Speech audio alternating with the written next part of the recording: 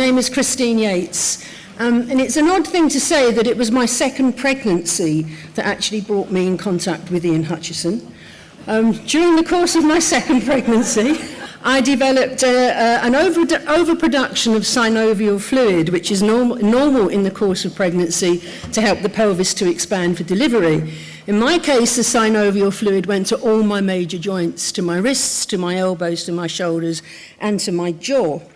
I can't describe the pain, and I can't describe what it's like to have a newborn baby and you can't open your hands, you can't change his nappies, you can't function properly. I was prescribed drugs, I was prescribed heat treatments, none of which worked, none of which touched the problem at all. The condition continued until my third pregnancy, at which point all the aches and pains stopped. The hormones had balanced themselves, but my jaw by this time was pounding. I couldn't open my mouth. My mouth opening at its worst point was 3 millimeters.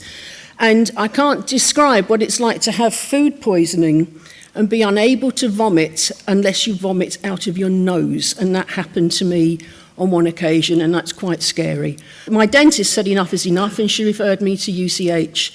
And I went through the usual process of tests, medication, suggestions, splints, bite guards.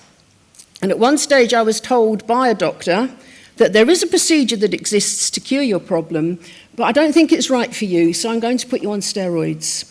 And that is the only time I've ever lost my temper with a doctor, by saying, you know, if my leg was broken and you knew that putting in a splint was the right thing to do, you wouldn't send me home with an aspirin. And I had to fight to be taken seriously. What in fact was wrong, my temporomandibular joint, the cartilage that exists between your condyle bone here and your skull, my skull had disintegrated, which meant that my condyle bone was grinding into my skull, which was limiting my opening ability.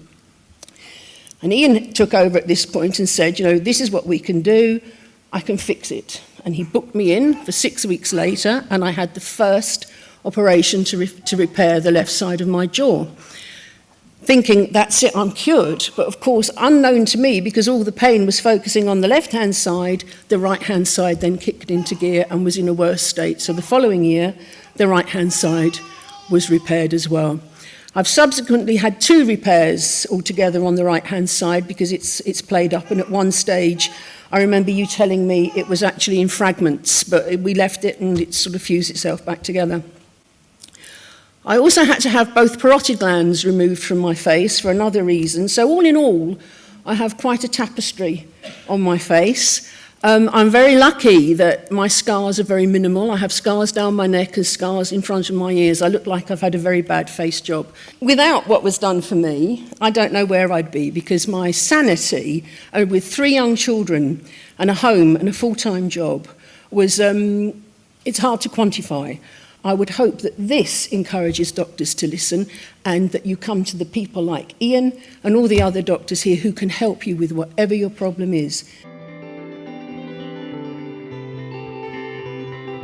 This is absolutely brilliant, creating the world's first ever research centre dedicated to this most socially sensitive part of our body, which will collect major data and organise research to improve patient treatment worldwide. Well done, Saving Faces.